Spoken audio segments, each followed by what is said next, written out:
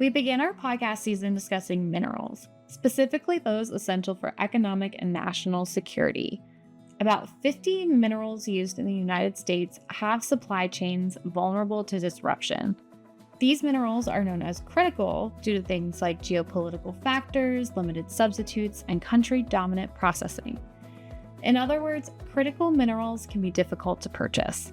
Without critical minerals, though, such as lithium, cobalt, graphite, modern technologies like cell phone batteries and military defense systems just wouldn't be possible. How did the current supply chain of these critical minerals emerge? And how can the US better secure these supply chains? Find out on this episode of Beyond the Breakthrough, where we break down the latest developments in science and technology with help from the experts behind them. I'm your host, Kelsey Underwood. Let's dive in to today's conversation. The United States is very reliant upon other countries for things that are critical for our own industry. One of those things being minerals, so that's why we call it critical minerals. For the past 40 years or so, the United States has reversed our investment in these critical minerals, whether it's the extraction or the processing, where other countries, specifically China, has scaled up. And so the big challenge is we're 40 years behind if we're going to domesticate some of these supply chains, and we don't have a supply of what we would need now. That's Ben Cullender, the Chief of Staff at the World Trade Center, Utah. About a year and a half into his role, Ben is primarily responsible for strategic projects and policy work, which involves understanding national priorities and regulations and how they apply to the state of Utah and Utahn businesses, especially those looking to grow globally. Going global can be confusing sometimes, and it's hard to weigh options. It's hard to understand what your challenges are going to be, but it's our job to help businesses, specifically in Utah, go global with their products and services and what they do. Utah has a deep history in mining, with commercial mining beginning in the 1860s. Today, it's home to 40 of the 50 minerals deemed critical by the United States government. And Utah was ranked the top jurisdiction in the world for mining investment by the Fraser Institute in its 2023 annual survey of mining companies. Utah is great because it has a wide variety of critical minerals that are needed. It's central to the region where most of these are mined and extracted currently, where all the potential really is. And not to mention that there's a number of cultural centers and renowned universities and technical schools. That's Matt Schaub, the Director of External Affairs and Strategic Communications for AUI. The external affairs component of Matt's role involves connecting and collaborating with companies, organizations, and government to build support for projects. Although Utah and many of the surrounding states served as an ideal mining region, the U.S. began to significantly offshore the mining of critical minerals during the 1980s and 90s. Ben explains. But a lot of what the reality was is mining was a difficult job. And if we didn't have to do it, why not sub it out to another country who could? It was an easy thing to do, it was a cheaper thing to do, and we could use our workforce for maybe more of a services industry and a job that at the time was one that more people preferred. Offshoring often makes minerals and many other imported products cheaper for the United States because of factors including lower labor costs, reduced operational costs, lower tax rates, and less environmental and or worker safety restrictions, among other things. If you think about what does it cost to produce something in the United States versus I can buy it processed in the United States, oftentimes you could buy it at 10% of the cost that you would have to process it for it. Fast forward 40 or so years back to the present, and we're seeing some of the negative effects of offshoring. Ben noted the COVID-19 pandemic as an eye opening moment. In 2020, the pandemic caused a significant decline in global imports.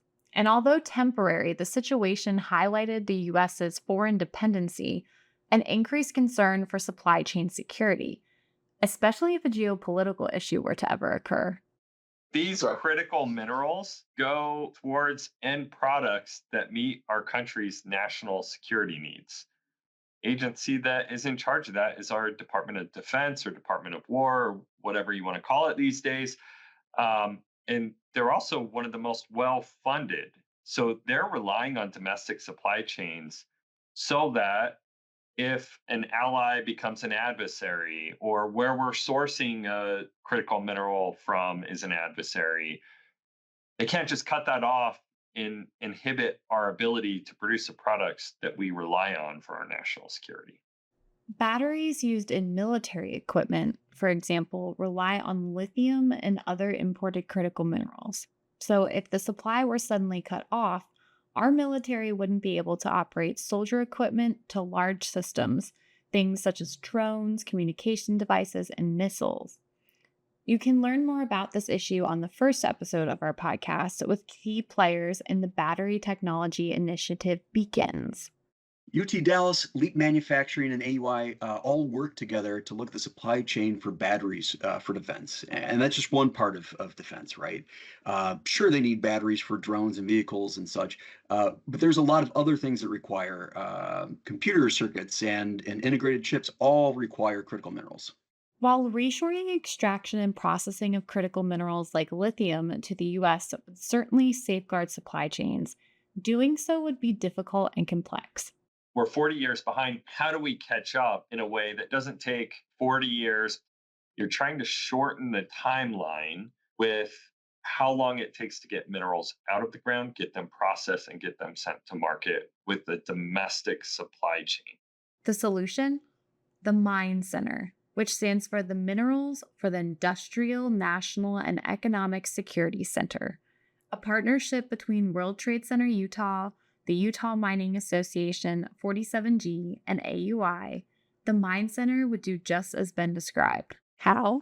Matt says the key is to focus efforts through the lens of industry. Right now, there is a critical challenge to get these minerals to market as fast as possible for the military industrial complex, right? To build these things that the Department of Defense needs. And industry is going to be key in that. First and foremost, the Mine Center would unite industry with the technologies and facilities that are necessary to achieve the desired mining production in Utah. We need to look at the infrastructure within the state, the research infrastructure, to get those things out more quickly. And some of that is in academia with access capacity. They might have various lab equipment that they can share that they aren't using 24/7 and can permit access to their facilities. Same thing with industry. We've spoken with various folks in the mining industry that have offered space in their labs to use assay equipment and such, and share it with other mining companies, which is great. The center will also work to commercialize, deploy, and scale up underdeveloped technologies that are needed to fulfill gaps that the industry faces in production processes and to increase efficiency as well. So we know that industry wants to use less water. Mining and processing often takes place in areas that are arid, they're deserts, which makes water expensive, and sometimes acids used to extract minerals, uh, which are water-based, are also an expensive and environmental issue. And so technologies that improve that are certainly needed. There are also some technologies that seem kind of sci-fi right now for extracting critical minerals from waste streams. Coal, for instance, when you mine coal, that's the product, and the byproduct are these tailings that are often rich in rare earth elements. So there are some new technologies out there that will be very important in separating that out. We're under NDA right now, so we can't go into great detail about this. But by the time that we're digging the foundation for the mine center, hopefully it'll be something that's ready to be commercialized. But all this to say that the mine center needs to be built modularly as we can as funding comes in to address gaps that need to be filled to get critical minerals to market as fast as possible. But starting with things as simple as assay equipment and then moving on to more extensive processing technologies. In addition to industry, the Mine Center will collaborate with universities to encourage work toward technological needs of industry and assist with scaling up developed technologies. The center will also pursue partnerships with universities to form workforce development programs. Workforce development is going and training for the miners of tomorrow is going to be something that we want academia to play a large role in. They, in many cases, have a lot of curriculum already developed. They already have the coursework and the courses. Um, and there are other institutes in Utah that interface between universities and technology too that would be important to bring in. Staff who specialize in industry government relations will play a crucial role in the sale of domestic minerals. The global market isn't always free and fair. By collaborating with government, the Mine Center can work to prevent what's called dumping schemes. Matt and Ben explain. There are some bad actors that will intentionally sell their products at a loss to bankrupt American mining companies. And so part of what we have to do, not all of it, but part of what we have to do is have a stable market for this. And one of the bridges to get there, for instance, could be offtake agreements by the federal government. Meaning that there's a customer out there, perhaps the federal government, that says, I'm willing to buy X amount of silicon or X amount of copper or X amount of uranium or gallium, germanium, whatever it may be, to make sure that you don't go broke because we know there are some people out there that will manipulate the markets. As we've learned, domestic extraction and processing of minerals tends to be more costly. So you may be asking, will consumers feel the effects in pricing of end products? Yes, the cost is higher, but as we've talked about before, many of these critical minerals only have a small amount that go into the end product. And so the higher cost isn't going to impact the end cost of the product as much. And because small amounts of minerals are often used in final products, small scale mining is often more economical. If you look at USGS's, I think what they call it the apparent usage of our nation, we only import a very small amount of certain critical minerals, sometimes only 1 or 2 tons of it. So these things are oftentimes very niche, and it doesn't make sense for a company sometimes to produce only a ton or two, if that's the demand signal out there, when they could sell, let's just say, megatons of copper or iron, as opposed to just a ton of rare earths of any given rare earth. If you're unfamiliar, rare earths are 17 metal elements known for their magnetic and fluorescent properties. They aren't actually rare, but difficult to mine because they are widely dispersed in the Earth's crust and rarely found in high concentrations. Technology to better unearth the rare earths is one of the gaps the Mine Center will work to fulfill. New technologies will bring new opportunities for tech startups. The Mine Center will serve as an incubator to help technology startups grow and succeed, including the production of products needed in the marketplace. AUI, who serves as the management and operations contractor for the National Science Foundation's National Radio Astronomy Observatory, has extensive experience with technology transfer. The observatory has aided other industries through innovations in low noise receivers for satellite communications, image processing techniques for medical imaging, and quasi optical technology. AUI's partnership also brings nearly 80 years of experience of managing federally funded research and development centers, or FFRDCs. What we're really known for in the research community is that we pioneered the open access model to user facilities, meaning that if you have a good reason to use a really big scientific piece of equipment, whether it's an accelerator, like a nuclear accelerator, or whether it's a radio telescope, we shaped the way that modern research is conducted in that if there's excess capacity, good proposals means that we will allow those people to come in and use that facility. And if they're willing to publish it, they will do it very, very cheaply. If somebody wants some proprietary information, well, then they typically have larger fees associated with that.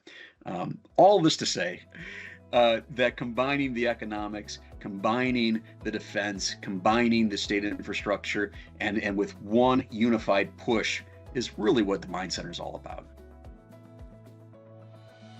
That wraps up today's conversation. Just like weather, global supply chains change dramatically rather quickly. In both settings, preparedness is one of the best methods of safety. For the United States national security, this means reshoring the extraction and processing of critical minerals. Standing up at the Mine Center in Utah would help to jumpstart domestic mining timely and efficiently. If you'd like to learn more or have questions about the Mine Center, you can email discoverauI@auI.edu. You can also follow AUI at DiscoverAUI on Instagram and Associated Universities Inc. on Facebook and LinkedIn to stay up to date on all the latest Mine Center details and the latest breakthroughs at AUI. And if you would like to be notified about new Beyond the Breakthrough episodes and bonus content, be sure to subscribe wherever you're listening and consider leaving us a review while you're there to let us know how you're enjoying the podcast. Speaking of podcasts, we've had a great first season. A special thanks to our guests for their time and willingness to share their expertise. And thank you to the many staff at AUI, managed facilities, and partner organizations who have fact-checked, answered questions, provided visuals, or supported the podcast in any other way. Finally, many thanks to the listeners. It has been such a pleasure learning alongside you this season. I'm signing off until next year, but I look forward to the new season of breakthroughs and learning in the new year. See you then.